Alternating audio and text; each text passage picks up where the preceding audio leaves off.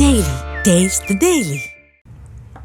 முன்னாள் பிரதமர் ராஜீவ் காந்தியோடு உயிர் நீத்த 9 காவலர்களின் 34ஆம் ஆண்டு நினைவு நாளை முன்னிட்டு ஸ்ரீபெரும்புதூர் காவல் நிலைய வளாகத்தில் உள்ள நினைவு தூணிற்கு காஞ்சிபுரம் மாவட்ட கூடுதல் காவல் கண்காணிப்பாளர் தலைமையில் காவல்துறையினர் கருப்பு பேட்ஜ் அணிந்து அஞ்சலி செலுத்தினர். கூடுதல் விவரங்களோடு செய்தியாளர் பாலா இணைப்பில் இருக்கிறார். பாலா, வணக்கம். இந்த அஞ்சலி நிகழ்வின் போது என்னென்ன விஷயங்கள்லாம் நடந்துச்சு, முழு விவரம்? நிச்சயமாக கனிமொழி, காஞ்சிபுரம் மாவட்டம் ஸ்ரீபெரும்புத்தூரில் கடந்த 1991ஆம் ஆண்டு தேர்தல் பிரச்சாரத்திற்காக வந்திருந்த அன்றைய பிரதமர் ராஜீவ்காந்தி மனித வெடிகுண்டு தாக்குதலில் பிரதமமாக உயிரிழந்தார். இந்த கோர தாக்குதலில் பாதுகாப்பு பணியில் ஈடுபட்டிருந்த ஒரு டிஎஸ்பி உட்பட 9 காவலர்கள் என மொத்தம் 15 பேர் உயிரிழந்தனர். 30க்கும் மேற்பட்ட காவலர்கள் பலத்த காயமடைந்தனர். இந்த உயிர் நீத்த 9 காவலர்களுக்கு ஆண்டுதோறும் காஞ்சிபுரம் மாவட்ட காவல்துறை சார்பில் அஞ்சலி செலுத்தும் நிகழ்வு நடைபெறுவது வழக்கம்.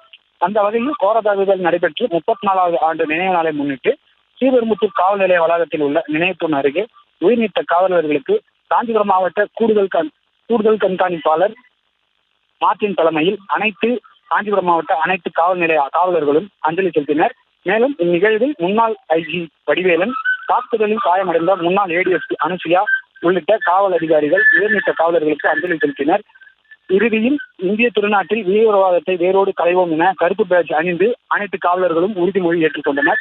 இந்த நிகழ்வில் காஞ்சிபுரம் மாவட்டம் மட்டுமின்றி அனைத்து மாவட்ட ஓய்வூதிய காவலர்களும் உயிர்நீத்த காவலர்களுக்கு அஞ்சலி செலுத்தினர். கனிமொழி, விவரங்களுக்கு நன்றி பாலா. Taste the Daily.